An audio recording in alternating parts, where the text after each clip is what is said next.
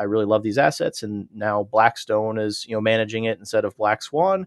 But I still really believe in the assets, and the management team will still be in place probably for several years of transition. And this is modeled after what you typically see in the tech world.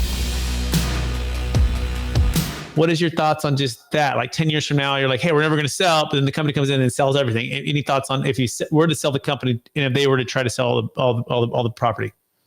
Yeah, I mean that's getting into the weeds a little bit, but man, I love doing that. So that's something that we've put quite a bit of thought into.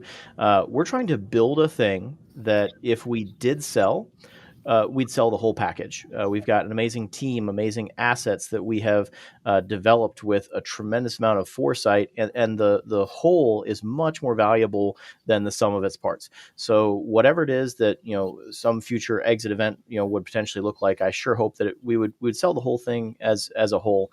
I really love what I do, so it's hard for me to envision a date when we would sell, but you always want to start with the end in mind, and you want to make sure that you do have multiple exit opportunities, because at some point we are all going to exit this earth, and there's no luggage racks on coffins. So I could see us rolling up into a REIT, into some sort of UPREIT maneuver or something like that.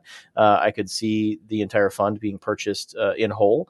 I think the most likely outcome is probably one in which the fund transacts to a new vehicle in whole that offers a liquidity event to all of our existing investors if they wanted to say, yep, I'm going to take my chips off the table and ride off into the sunset with these incredible gains, but also leave them the option to stay in the deal.